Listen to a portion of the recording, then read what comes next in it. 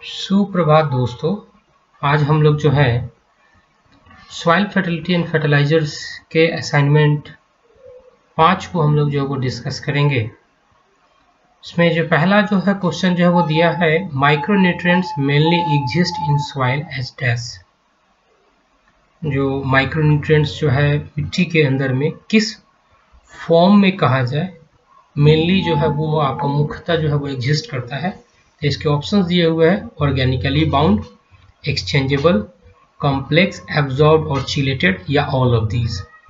तो इस प्रश्न का जो उत्तर जो होगा वो ऑल ऑफ दीज में जो वो है। दैट मीन्स ऑर्गेनिकली बाउंड भी होता है, एक्सचेंजेबल है, कॉम्प्लेक्स, एब्जॉर्ब और चिलेटेड फॉर्म, तीनों फॉर्म में जो है ये जो है वो पाया जाता है।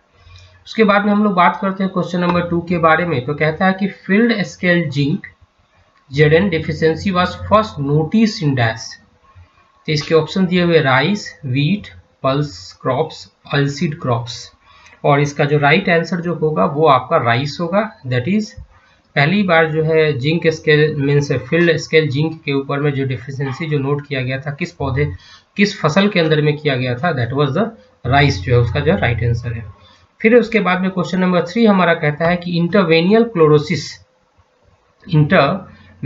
क्लोरोसिस जो है वो कॉमन डिफिशियंसी सिम्टम है, किस के कारण से होता है, ये किन माने तत्व के कारण से, इसकी जो है वो कमी के कारण से जो है इंटरवेनियल क्लोरोसिस जो है ये एक बीमारी जो है वो पैदा होता है। तो इसके ऑप्शन दिए हुए जिंक, आयरन, बोरोन और क्लोरीन।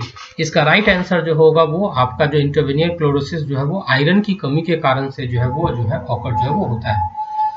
क्वेश्चन नंबर 4 के बारे में बात करेंगे कि which form of boron in soil solution is usable for plants.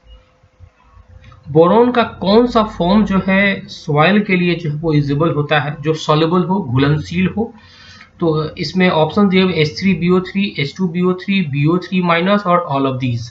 तो इसका जो आंसर जो होगा वो H3BO3 जो होगा वो राइट आंसर होगा 4 के ए।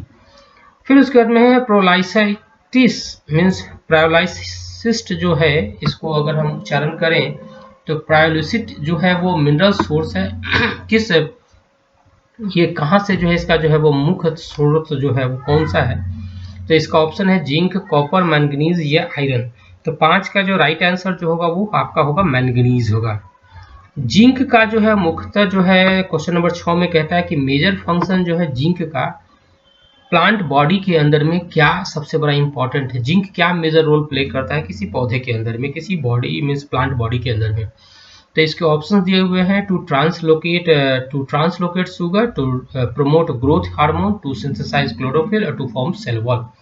तो जिंक का मुख्यतः जो है पौधे के अंदर में जो सबसे बड़ा इंपॉर्टेंट रोल जो है वो है आपका टू प्रमोट ग्रोथ हार्मोन। तो बी ऑप्शन जो है वो क्वेश्चन नंबर 6 के लिए जो है वो राइट आंसर होगा।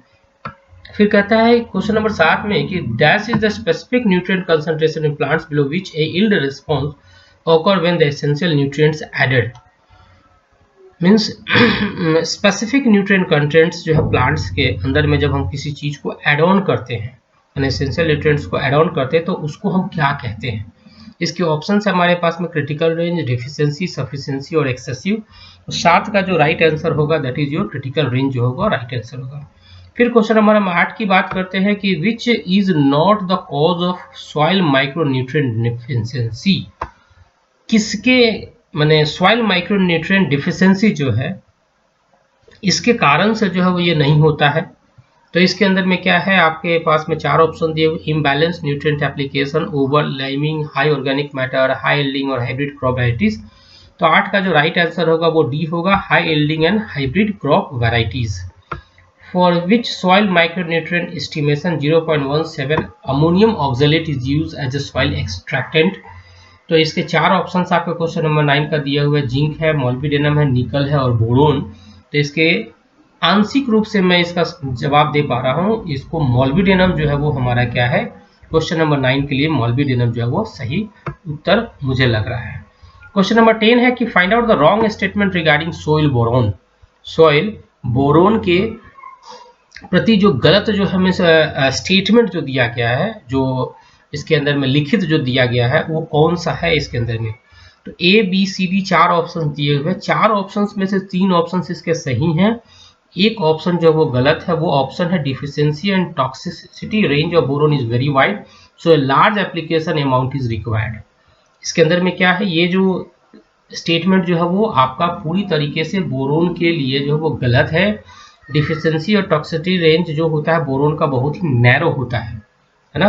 तो ये जो एलिमेंट्स जो स्टेटमेंट जो है स्टेटमेंट ए, ये हमारा क्या है, बोरोन के संदर्भ में जो वो गलत मीन्स दिया गया है और यही इसका जो है वो राइट आंसर है। फिर क्वेश्चन नंबर 11 में कहता है कि boronated DAP as a fortified fertiliser content dash % of boron. अब बोरोनेटेड डीएपी जो है फर्टिलाइजर जो है वो कंटेंट कितना % बोरोन जो है कंटेंट करता है, तो इसमें ऑप्शन है 0.5, 0.4, 0.3, 0.2 और इसका राइट आंसर जो होगा सी होगा, 0.3% जो है वो आपका अवेलेबल है। फिर क्वेश्चन नंबर 12 की हम बात करते हैं, तो about 2/3 of silicon in the whole rice plant, nearly 3/4 of silicon in the leaf blades are absorb during the dash stage. अब 2/3 जो सिलिकॉन जो है पूरी राइस प्लांट में जो है वो पाई जाती है, 3/4 सिलिकॉन जो है उसके लीफ ब्लेड के ऊपर में, पत्तियों के ऊपर में पाई जाती है। ये एब्जॉर्ब ड्यूरिंग किस अवस्था में की जाती है, तो आपके पास में टिलरिंग है, रिप्रोडक्टिव है, पैनिकल इनिटेशन है और ट्रांसप्लांटिंग। और इसका जो राइट आंसर होगा क्वेश्चन नंबर 12 का, that is your reproductive stage में जो है वो आपका ये सिलिकॉन जो है वो ऑब्जर्व किया, that is the B option. Tourmaline जो है वो मिनरल सोर्स है dash in the soil. Tourmaline जो है वो mineral source of dash in the soil है और इसके जो ऑप्शंस है जिंक है, कॉपर है, मैंगनीज और बोरोन है। क्वेश्चन नंबर 13 का जो राइट आंसर है that is your D, that is your boron.